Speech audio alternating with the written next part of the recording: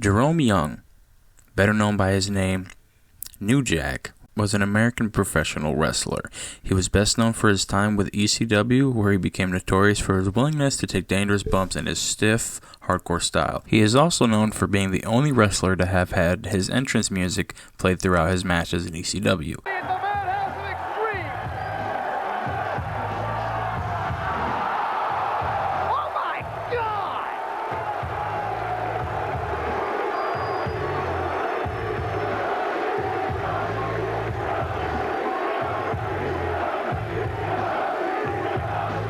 After the promotion closed in 2001, New Jack spent the rest of his career on the independent circuit until his death due to a heart attack. Jerome Young was born on January 3, 1963, in Greensboro, North Carolina. In 1968, when he was 5 years old, he and his mother witnessed his father stab his mother multiple times after he found out that she had been cheating on him with other men. 5 months later, he shot her in the leg when she tried to leave and take Jerome with her. This was really only the beginning of violence in New Jack's life. After New Jack and his friends graduated, they began robbing local stores such as gas stations, sporting goods stores, and he spent 2 years in prison for aggravated robbery. Jerome Young trained under Ray Candy and debuted in 1992 in the Memphis, Tennessee-based United States Wrestling Association, where he adopted the ring name New Jack, inspired by the 1991 film New Jack City. After leaving Memphis, New Jack moved to Atlanta and wrestled for North Georgia Wrestling Alliance and won their heavyweight championship. In early 1994, he was paired up with Mustafa and formed the Gangstas. In June 1995, the Gangstas joined ECW, debuting for the promotion as a villainous team by attacking the Public Enemy. The Gangstas made their ECW in-ring debut at Hardcore Heaven by competing against Public Enemy. At SummerSlam, the Gangstas were scheduled to compete in a match against the Headhunters, but Jack was imprisoned at the time in Atlanta, and Mustafa was attacked by the Headhunters. And in this promotion, New Jack was a literal menace to society. The fans hated him with a huge passion, and not even because of things he did in the ring, it was because of the things that he would fucking say. The new tag team on the block of Smoky Mountain Wrestling, impressive they are, the Gangstas. New Jack. Let me tell you something. 30 years ago, we would have been strung up in somebody's tree, getting hung for beating two white boys the way we just did. But now, you might want to come out here and put some belts on us, but the only belts we going to be wearing around here is the tag team belt. Let me tell you something. I don't like being up here. I was getting out of my car, I slipped and fell in some tobacco spit. And you know what I'm saying? Nothing but rednecks up here. Nothing but geeks up here. Nothing but coal miners up here. Chicken farmers, Klansmen. I don't like nobody but my partner. You understand? I don't care who you line up in front of me. I'm going to show you how bad New Jack and Mustafa is. You want to talk about violence? Violence to you might be putting somebody in a figure four. Violence to me is taking a can of gas and pouring it on you and setting you on fire. Like me or not, I didn't come up here to be liked. I came up here to get paid. And whoever you put in front of me, I'm going to drop you down. I'd like to send a special shout out to my homeboy, O.J. Simpson. Keep up the good work, baby. 2 less we got to worry about. You understand? Keep up the good work. Louis Farrakhan will be the next president. Snoop Dogg, we know you're innocent. You called me last night. On November 23, 1996, in Massachusetts, the Gangstas were scheduled to face Devon Dudley and Axl Rotten. Axl Rotten missed the show and was replaced by Mass Transit, also known as Eric Kulaz, an untrained 17-year-old who convinced Booker Paul Heyman that he was 21 and that he was trained by the veteran Killer Kowalski. Mass Transit requested that New Jack blade him during the match, but the incision was made incorrectly, causing excessive bleeding. Mass Transit was hospitalized as a result, eventually receiving 50 stitches.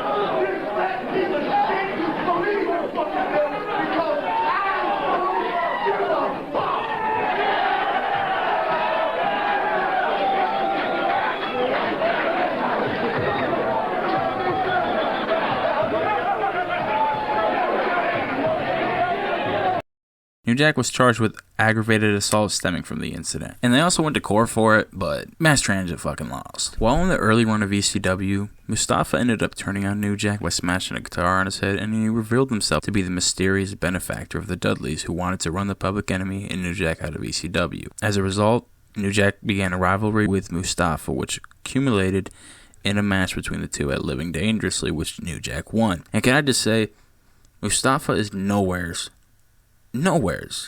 near as talented as New Jack was. So if they made Mustafa win that match, man, that would have been ridiculous. After living dangerously pay-per-view in Danbury, Connecticut on March 12th, New Jack suffered serious injuries during a match against Vic Grimes, involving a bump that required them to jump and fall 15 feet off a scaffold.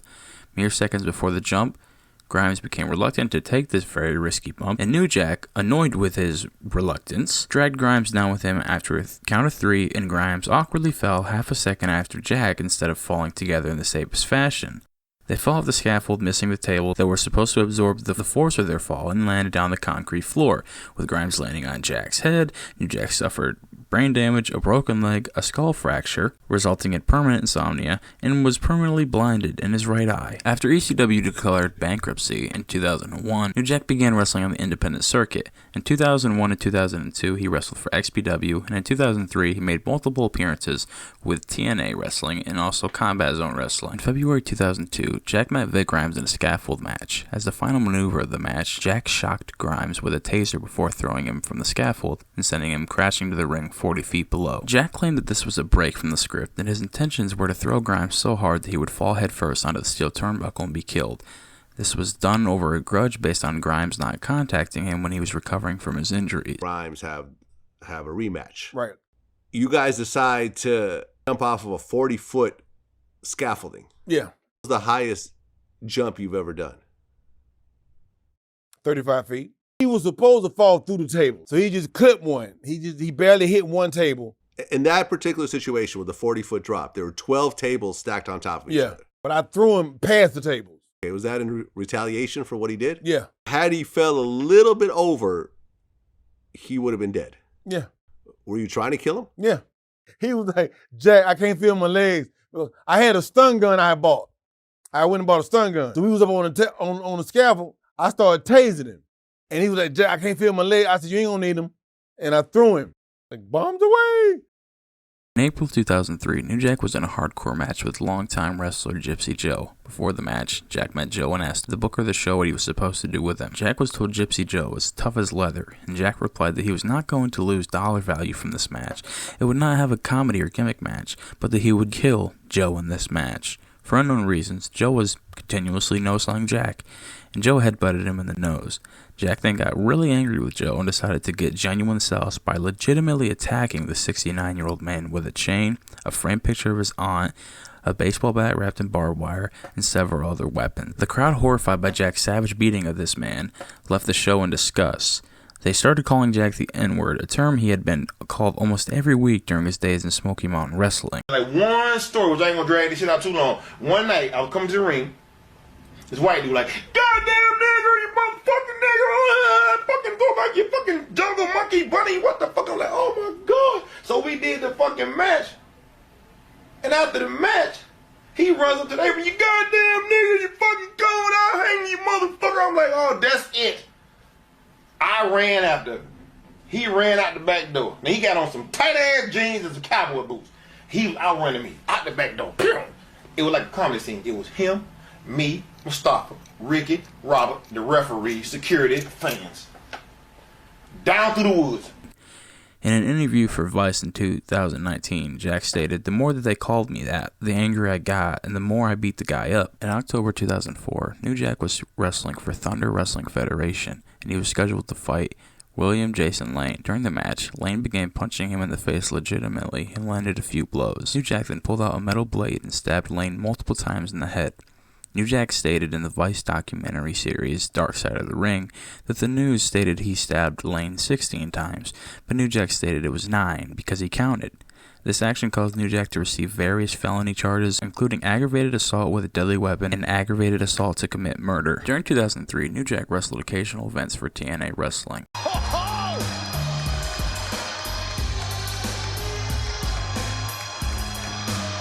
saw Mustafa earlier of the Gangsters. That's who that is. That's right. It's Mustafa Saeed and of course New Jack. New Jack in tow. Oh man! I guess they want to join in the hardcore party. They belong in it.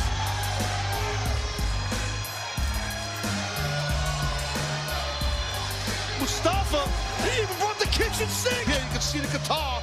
Anybody who knows about the Gangsters and knows their history, I don't like Brother Devon's chances right about now. New Jack stalking, measuring. Devon in the corner. Oh, look at Gert now. What is he, nuts? The quintessential stud muffin just got drilled. Just ate the guitar. Around that same year, when Jack was walking home from a wrestling event, he collapsed and doctors found blood clots throughout his legs, back, and lungs, saying, "With the heart trouble I already had, I could feel myself getting closer to the final bell." One of the most controversial things in his personal life was one of his sons, the drag queen named Washington Heights, revealed in 2020 that New Jack had disowned him a few years earlier due to being a drag queen. He later commented on a Facebook Live saying, I would just like to say to you little faggot motherfucker, you know who you are. And you're not my son, you bitch. New Jack was also well known for his infamous shoe interviews. In his shoe interviews, he would let everything out and had absolutely no shame in burying everyone. One asked about Gold Dust's ex-wife and you. We dated for like a year and a half. That was it. There you go. There you go. She was a good ass nigga. Alrighty then. Let's talk about Paulie. Paul Heyman. Mr. ECW. Mr. Have I ever lied to you? I got your back. I'm your best friend. This is the same motherfucker that took us to Canada and we did a pay-per-view. And on the way back, he said he got stopped at the border and they seized all the money.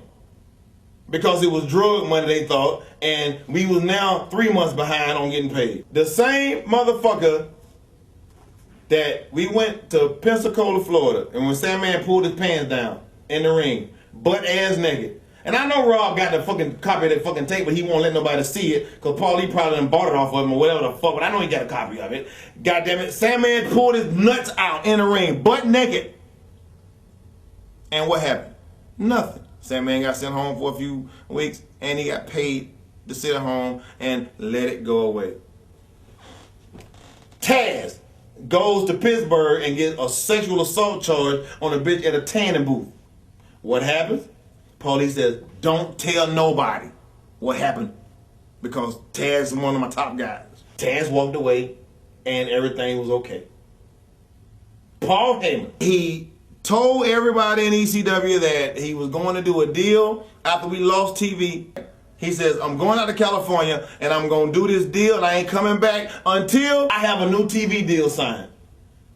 But for those that didn't know, Paulie went out to fucking California to do their movie Rollerball. That's why he was in California. He didn't give a fuck about us. You know, he said, I'm the captain of the ship. I'm not going to go down unless, you know, I ain't going to let y'all go down unless I go down. I'm the captain. I go with the ship. And the whole time he was planning some shit to do what he did. He jumped fucking ship.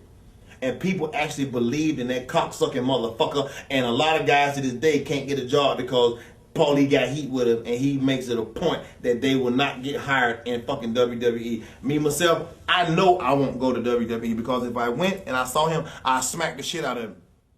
On May 14th, 2021, Jerome Young died of a heart attack in the afternoon at his Greensboro, North Carolina home at the age of 58.